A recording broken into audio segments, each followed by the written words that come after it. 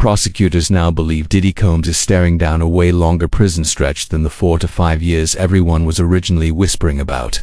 Word must have reached him that this judge is not in his corner, and because of that, he's probably thinking, man, I'm about to do some serious time.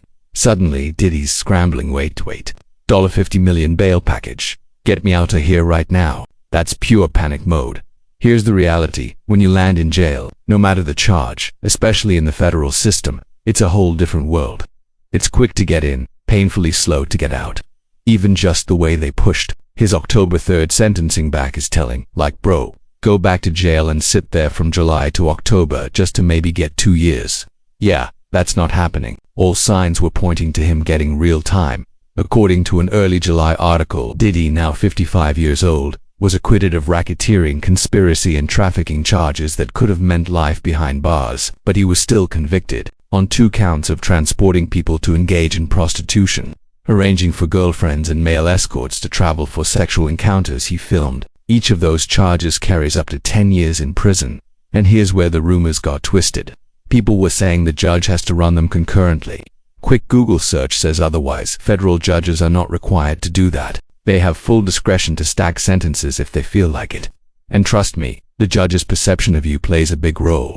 This is the same judge who told Diddy to quit talking to the jury, stop certain behavior in court and all that. Sticks in his mind. At one point, the judge even told Diddy's lawyers, you didn't deny he's violent or that he's hit women, you just said, that's not the issue here. That shapes the judge's whole view, and now that same person holds the keys to Diddy's future.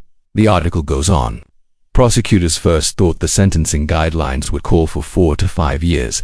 Now they're saying it could be substantially higher, and they're painting him as a flight risk. Little details like that get slipped in to make sure the guidelines lean heavier. Judge Aaron Subramania, yeah, I'm not even trying that name again, has wide latitude to decide. Guidelines aren't mandatory, so if he wants, he can toss them out completely. Diddy's lawyers say the correct calculation should be 21 to 27 months, basically 2 years. That means time served plus maybe a few more months, then home. But that's if his team gets their way. When the verdict dropped, prosecutors won the bail fight. The defense argued for immediate release, but the judge shut it down, saying Diddy that hadn't proven he wasn't a danger to people or the community. In his words, if you're a danger to even one person, I can't let you out. Now Diddy's lawyer tried to compare his case to others where bail was granted. Problem is, the judge isn't swayed. Why arrogance? Remember, Diddy's lawyer was outside fist pumping like they just scored the final touchdown, saying, we finally beat them. But here's the thing. Federal judges are still federal employees. You can't go celebrating in their face when you still caught convictions. You didn't beat everything. And when there's a guilty verdict on the table, you play it humble. Because otherwise, you're walking a very dangerous line. Man, this is Diddy's life on the line, and his lawyers out here moving in a way that, honestly, I think is straight up foolish.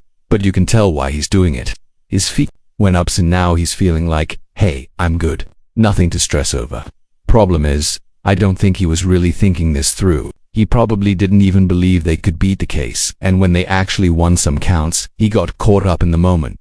So Diddy's lawyer tried to lean on other cases he says are similar to Diddy's convictions. He pointed to harsh conditions at MDC Brooklyn, where Diddy's been locked up since his arrest, and even argued that Diddy's just being judged for a swinger's lifestyle, where he and his girlfriends sometimes invited male escorts into multi-marathon sessions. Prosecutors weren't buying it. They hit back, saying those prostitution-related counts mean there's a legal requirement to keep him in jail until sentencing, unless he can prove exceptional circumstances, which, according to them, he can't. They straight up said, he's not coming home. That's the law. The feds also slapped the danger to the community label on him. His lawyers pushed back, saying Sean Combs will not harm anyone. The jury gave him his life back and he won't throw it away, not with 7 kids depending on him, 4 of them without another parent.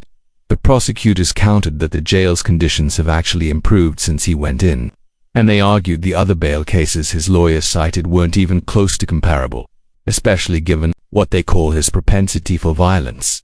That phrase, propensity for violence, is key. The judge has used it too, basically saying, this man stays violent. He knew he was under investigation and still kept committing crimes that weighed heavily in keeping him locked up. The prosecution went further, claiming his history shows he's dangerous, unwilling to change, and can't be supervised. In their words, he's been violent, stayed violent, and will keep being violent. And with all that hanging over him, you can see why Diddy and his legal team are in panic mode, leading to the latest twist. He's now asking the court to either throw out the conviction or give him a brand new trial. Bold move. In a 62-page motion, Diddy argues the Mon Act, the law used to convict him on those 2 counts, was applied too loosely. He claims there wasn't enough proof he transported anyone with intent to engage in prostitution, even if sex for money happened. In other words, his argument is basically, we flew these guys out to party, not as prostitutes. But then you've got witnesses saying under oath, yeah, he paid me $6,000 to fly from Cali to Miami, or from Hawaii to New York. That's a hard wall to climb still. His motion insists the Mon Act doesn't apply because he lacked commercial motive and never intended for paid escorts to sleep with him, only with his girlfriend. And here's the wild part. He's saying paying people to film sexual performances is First Amendment protected, so in his view, this was just adult entertainment. Whether that flies in court, we'll see. My guess, if it's up to the judge, this motion gets shut down. I don't think the judge is feeling any sympathy for him. His team says, at minimum, he should get a new trial due to spillover prejudice, basically claiming evidence wouldn't have been allowed if the Mon Act charges were separate. Maybe that's their strongest angle, but in the federal system, the feds can pile charges however they want, and it's all fair game once the trial starts. If those charges had been tried on their own, without all the extra evidence the feds piled on during the trial, he's saying he would have walked on those, too. But here's the thing, just because you feel that way doesn't automatically mean the court's handing you a brand new trial. That's not how this game works.